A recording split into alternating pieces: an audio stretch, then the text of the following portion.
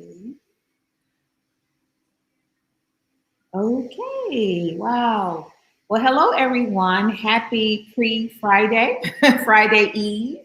I'm so excited to join you today. My name is Crystal Jackson, and I'm an impact and equity architect. And that basically means I help really amazing people on their journey to doing good in the world. And I thought this Women's History Month, I wanted to lift up the voices of women that I believe embody empathetic leadership.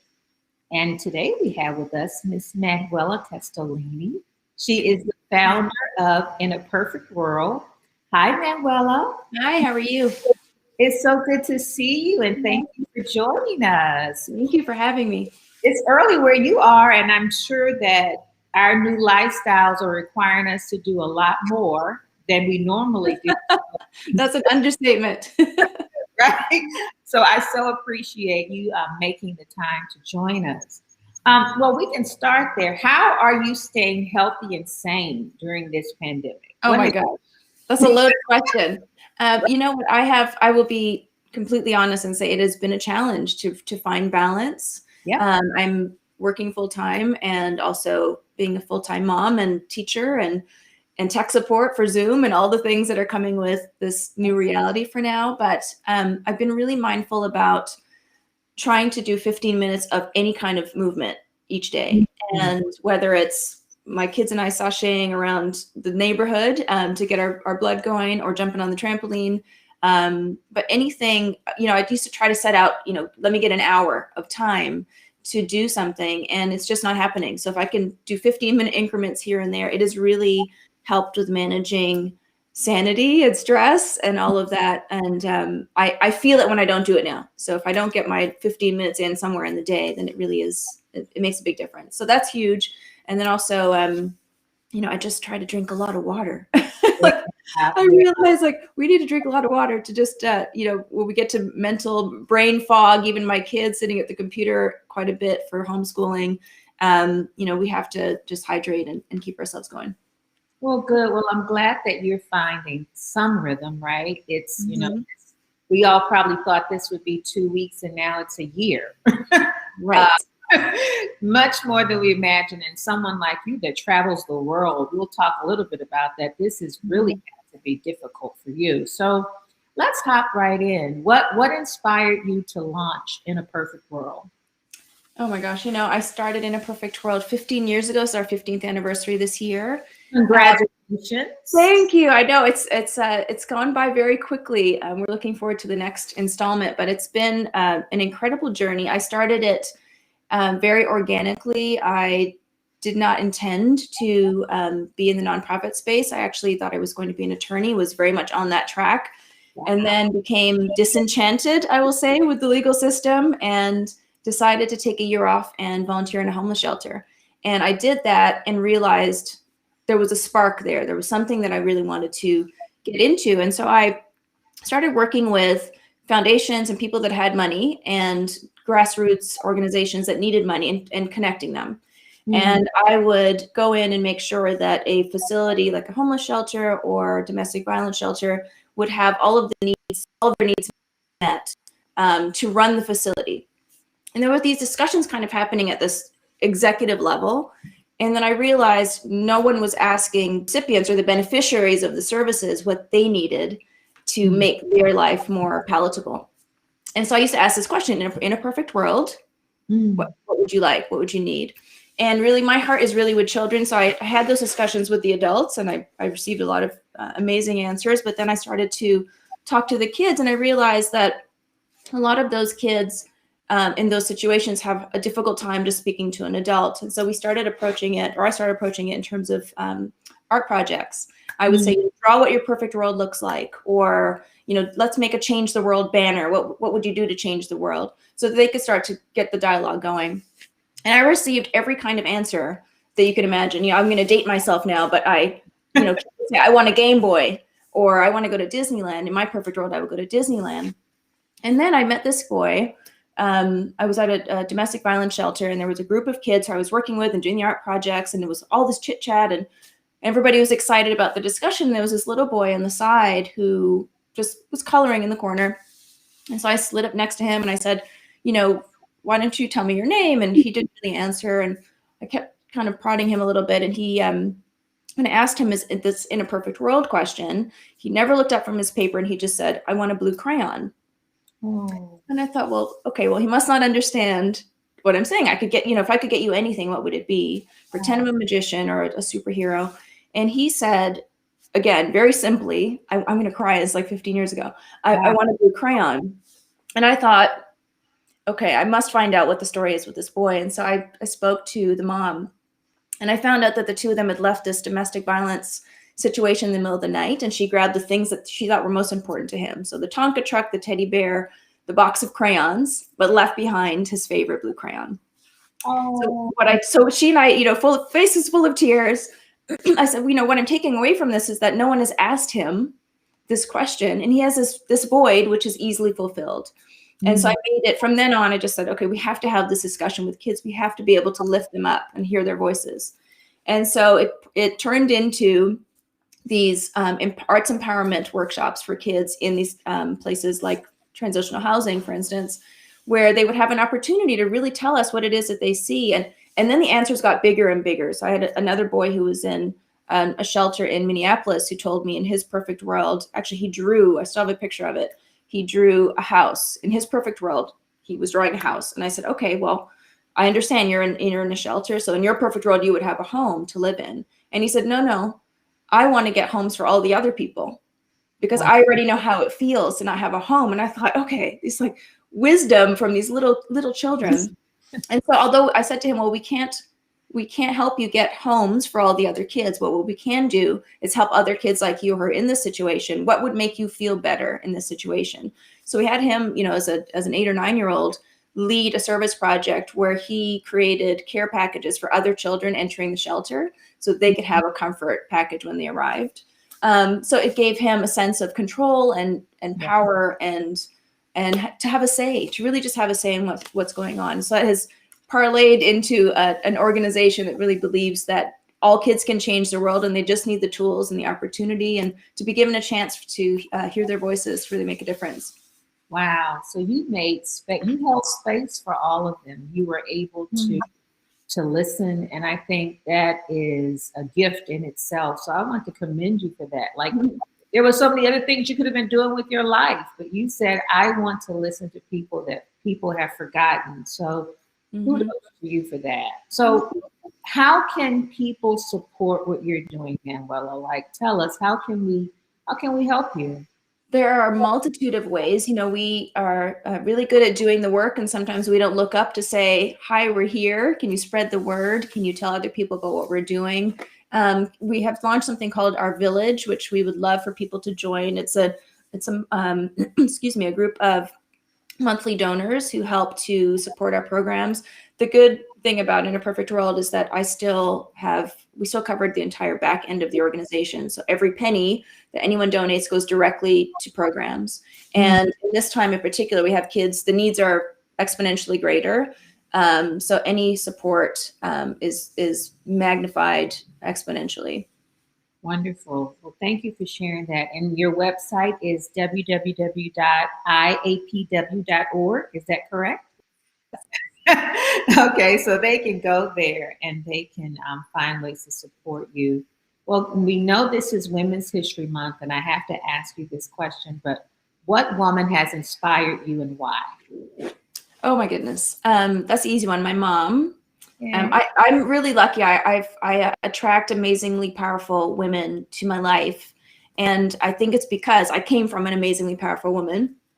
My mom is, I call her Mighty Mouse. She's all, she would say she's 5 feet tall, but she's probably 4'11". But she's a fearless Nubian queen. She was born and raised in Egypt and left there and went on to London and Paris and eventually Canada, where I was born.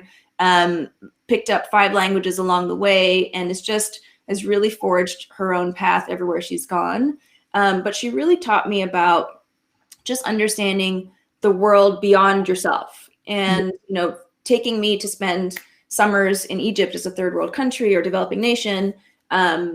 was really eye-opening. I mean, she exposed me to all these different things, not deliberately to say like, look at these people or look at this, what's happening here, but in retrospect, looking at all the things she exposed me to culturally, it really cultivated what I believe everyone has, natural empathy, but she really cultivated that. So it's hard for me, when you talk about empathetic leadership, there's no other way to do it for me. This is how I grew up.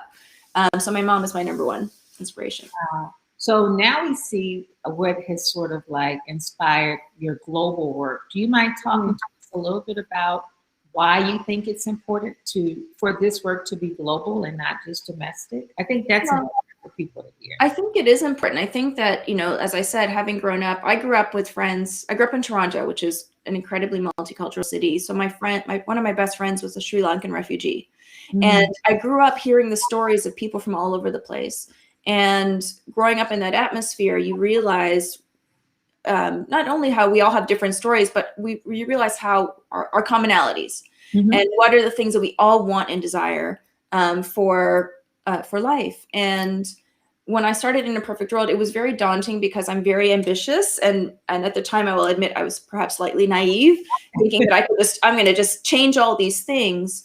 Right. And, now when we're working with kids, we teach them about global and social issues on purpose. We want them to know what education and poverty looks like in America. And what does education and poverty look like in Malawi or Guatemala and other places, because we want them to have this global view of things.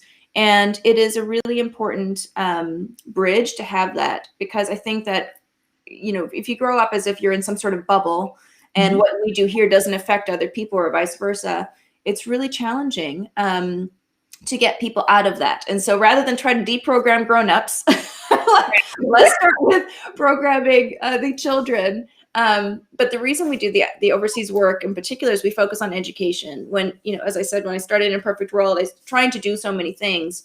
And I realized that education is the great equalizer. So if I want to empower kids overseas, I have to start there. We work with communities that have no access to education whatsoever. So we're building the first school in a village. And congratulations. Thank you. We have to thank our partners because they've made it happen. I can't set up shop in 8 different countries, but because of our great partnerships, we've been able to fund more than 30 schools around the world, where kids who had zero access to education now have a safe, nurturing environment to go to learn and to really have a chance, have a chance to see what their perfect world looks like, have a chance to excel and get beyond their own bubble and their own borders. Wow, you have done, in 15 years, you've done a lot, Manuela. I mean, you've done a lot. Congratulations. It's because we convene with other people. I'm not here to reinvent the wheel or set up shop next to somebody else and try to do the same thing. I'm knocking on doors saying, let's work together, because we can amplify impact so much more quickly if we just do this together and share resources. And it's really been a signature thing for us to be conveners with strategic partners and forge ahead very quickly. I love that. Such a great approach. Well, tell us, you talked about your mom. You have little girls you're raising, and I'm certain you've engaged them in the work, right? Mm-hmm. And so, I ask this question to everyone: what would you tell your younger self? And as a mother of daughters, I'm certain, this is sort of what you're teaching them daily. But what would you tell a young Manuela? Oh, trust the process. Oh, I love that. I know I'm a recovering perfectionist, and which is why I try to do everything all the time. And I realized that, the process is where the magic happens. And my kids are junior ambassadors for In a Perfect World. And so they know our motto is little by little, a little becomes a lot. So do your part. If everybody does their part, just keep going. You don't have to do everything, but you just have to, trust the process. And as you trust that process, you start to attract people that are on the same path, start to attract people that are doing the same good work, and it amplifies quickly. But yes, let go of the perfectionism and trust the process would be my retrospective talk to myself.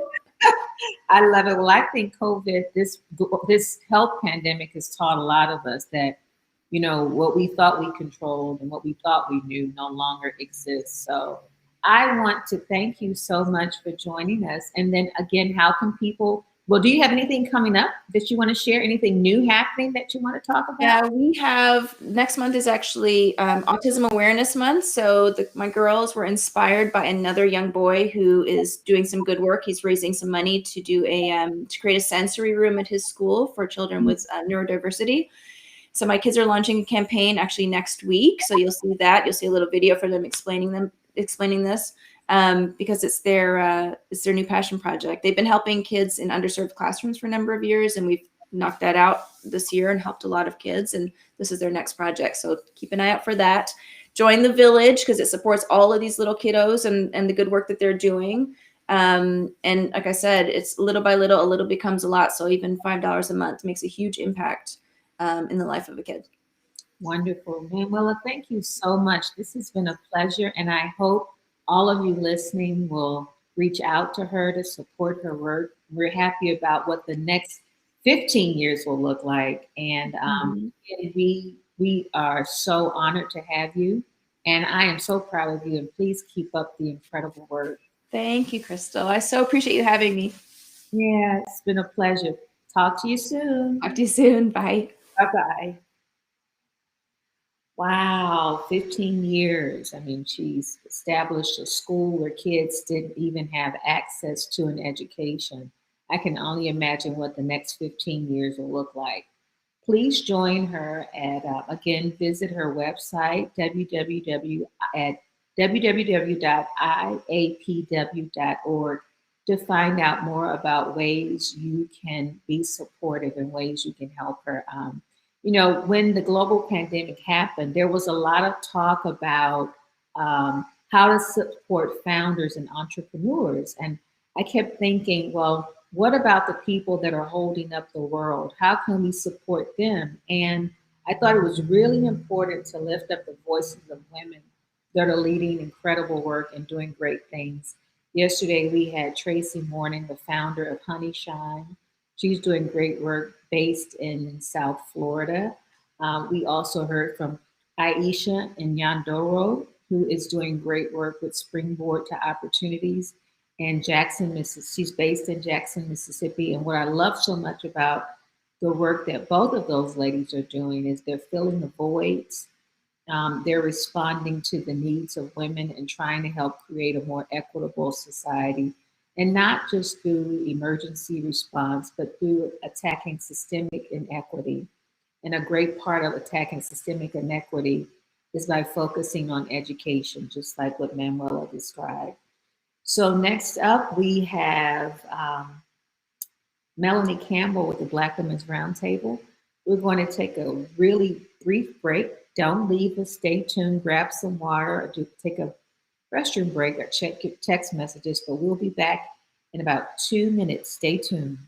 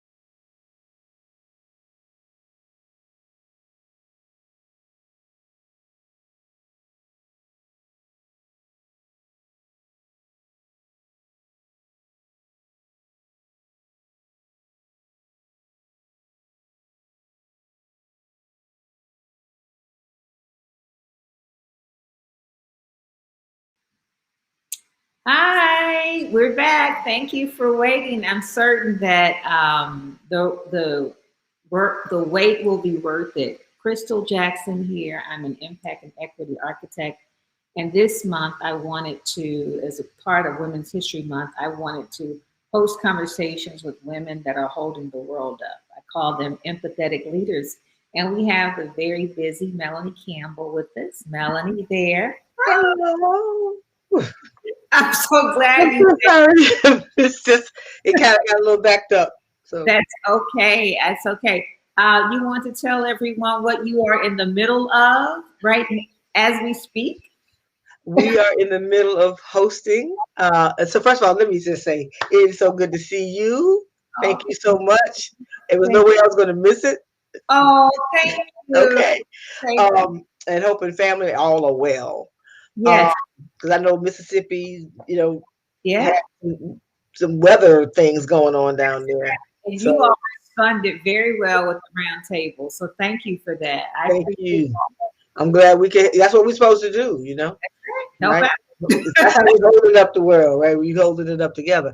The So it's our 10th annual Black Women's Roundtable. It's our Women of Power National Summit, and Mhm. last year we were physically together, and you were one of our Star Wars leaders, Yeah, so who knew, right? Who knew a year ago where we would be with this pandemic? We didn't even know it was a pandemic. We didn't know what. I was yeah, like, what pandemic? I that's thought it was a bad flu, right? We were walking around bumping each other in the arms and thinking we're doing something. We ain't have on no masks. We didn't know. right. A couple days later, I was like, oh my. This is And serious. thank God nobody, can you believe nobody that we're aware of, let me say Yeah, it that way, yeah. contracted it after those 4.5 days we were together in the That's middle of what was a looming pandemic. that's So right. this is our 10th year for our Women of Power Summit. And so we weren't sure we were going to do this, but we just said, we can't let 10 years go by. And so we transitioned to doing it as a virtual summit. So this is day 2. So we'll be going on all week, and it's not too late for anybody to get involved. If it's okay, just go to blackwomen'sroundtable.org and learn about it. And it's a virtual space, a lot going on off camera. That's what I'm loving. Yeah. Learn about all these conference virtual spaces I didn't know existed. That's So it's going on now, and we got 1,100 people registered. 1,100 people. 1,100 people. Wow. So Well, you have to sisters. tell our audience what is the Black Women's Roundtable? What is it? Yes, it's I would say it is a community of Mhm. Black women who are leaders from all sectors Mhm. and non-sectors. Some people don't want to be even categorized that way. It's sisters, and we call ourselves sisters, Mhm. right? Because as Black women, we're a lot of times not seen. And I didn't coin the phrase. I took it from my sister Makani Timber, who maybe take it from somebody else, who's a part of the round table. And I told her, I'm gonna take that, and we've been using that to describe who we are. We're sisters, right? But we are stars because we want every sister to shine. But it is a part of the Black Women's Roundtable itself is the women and girls empowerment arm and power building arm of the National Coalition on Okay. Black Civic Participation, which is the actual 501c3. So I Okay. wear 2 hats because of that. I'm the convener of the roundtable and the president and CEO of the coalition. And I didn't start the Black Women's Roundtable, as people want to give this to me. It was started by the first executive director of the coalition, Gracia Hillman. So in 1983, but in each, so when I came aboard in '95 as a deputy, and eventually was promoted up to run the organization, we started reestablishing the roundtable to be a table for Black women to work on our issues and policies, because a lot of times you can be in progressive spaces and tables and not be seen or not be heard or not be. And so Gracia set that table years ago, and my predecessor Sonia Jarvis, who was the executive director, she would engage in policy, and then we took it another step further. So we don't want to just work on policy; we want to work on solutions. Love that. So you are solutions Well, focused. not the policies, not solutions, but really get ourselves involved on the ground to actually do the civic engagement, to work on entrepreneurship. Yeah. And if you don't mind, the 4 areas are Yeah. health and wellness, economic security and prosperity for Black women and girls, education, and global empowerment. So that's the focus, and things fall under that, not always neatly, but those are our, so what are you all about? Those are our strategic platforms. Yeah, when I attended the conference, I was so impressed with the sense of community. And I love the fact that it was intergenerational. And so I walked away thinking, yes, this is the work, because you're building generations. And so I feel like in this moment, you have to invest and engage young people to continue that work on. So I know that's a part of what inspires you. But today, I'd like you to tell us about a woman in particular that is an inspiration to you, and why, Melanie? Oh, wow. So many. No, yes, really, right? You inspire me, right? Okay. You inspired me from afar before I met you, and, Oh, and the interconnectedness of relationships, right? mhm. That are real relationships. And so I knew of you. And when we finally met, you said, I knew of you, right? Yes. But we hadn't been. And then, such a time as this, I ran into our sister Michelle. Well, not ran into Michelle, who, the Indie Mama comedy, right? Who also is band leader, and who's leading, by the way, our girls track that's going on with the summit. She's very much engaged in pouring in. So you inspire me. And I don't say that lightly, because of and you have a lot of power and influence that is rooted in what is going to do to deal with systemic change, and not just a change of external, but a change of the heart. So you inspire me. My mom. I got my mama's picture over here behind me, right?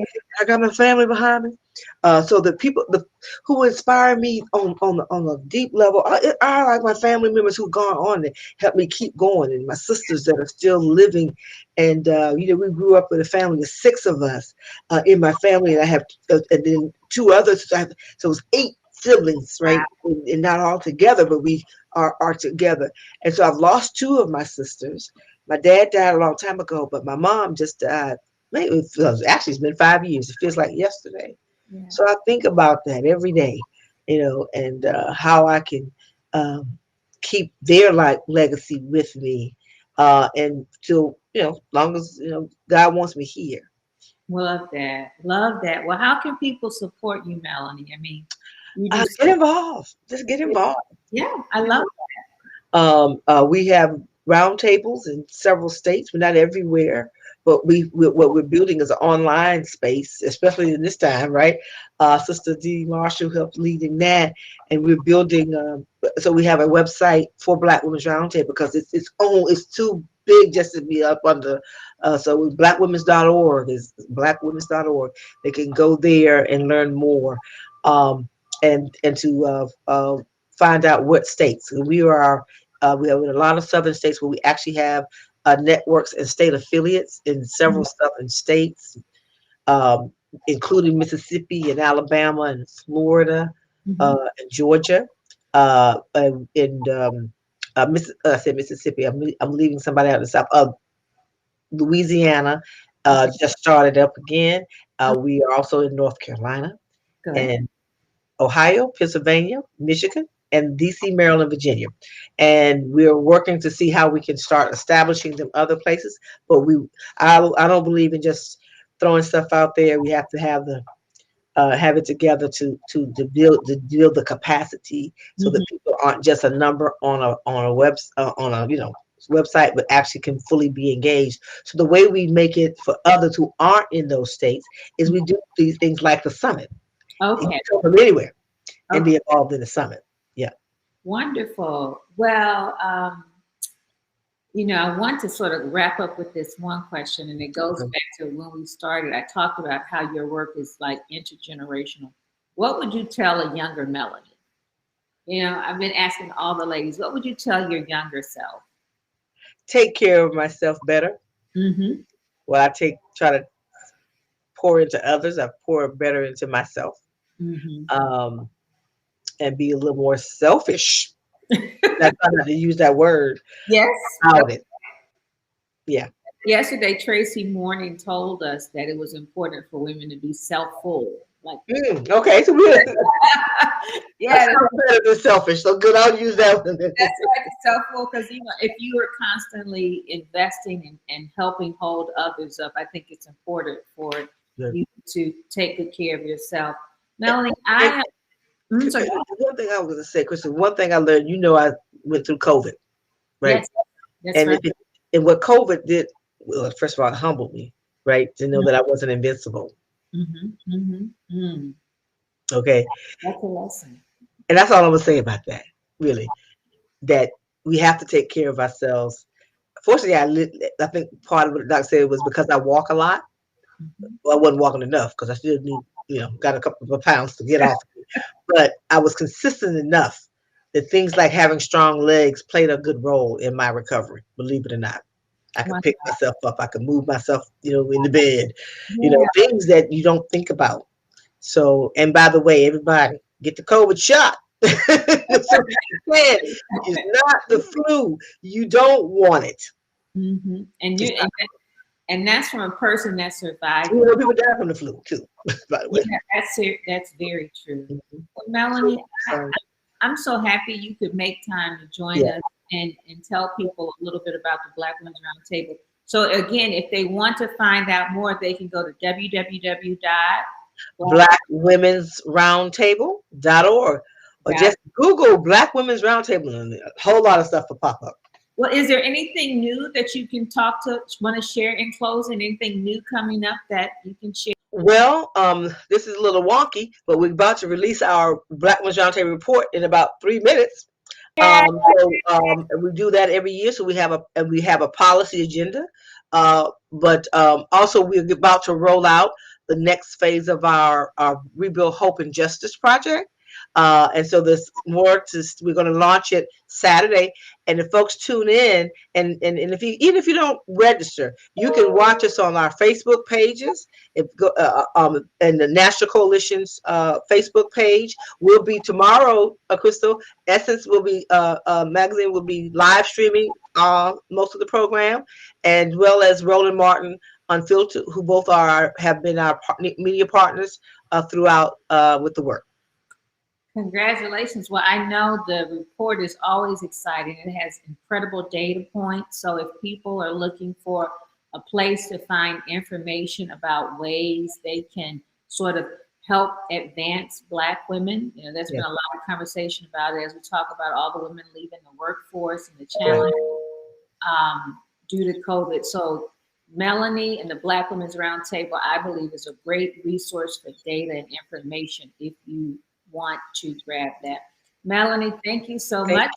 Thank you, Crystal. I'm so glad you were able to squeeze out and join us. And I'm honored to do so. Honored to do so. Oh, and I'll be in touch really soon. Thank you. Bye-bye. And thanks everybody out there. Thank you all so much for joining us and sticking with us. This has been a pleasure and an honor to lift up women that I absolutely adore and admire, and I believe are holding up the world. So we have Honey Shine with Tracy Mourning. You can find her at www.honeyshine.org. Aisha Nyandoro at Springboard to Opportunities, and it's just like it sounds, www.springboardtoopportunities.org. Manuela Testolini at In a Perfect World at www.iapw.org, and Melanie Campbell with the Black Women's Roundtable, and it's www.blackwomensroundtable.org. Be sure and check their work out and follow them and support them. And in a couple of weeks, I have a really special project that's coming out, my new book. And over the next couple of weeks, we will be talking more about it. And I'm going to offer a free course for you to begin to think about your own impact journey and what you can do to hold up your corner of the world. Until next time, thank you for joining us. See you soon.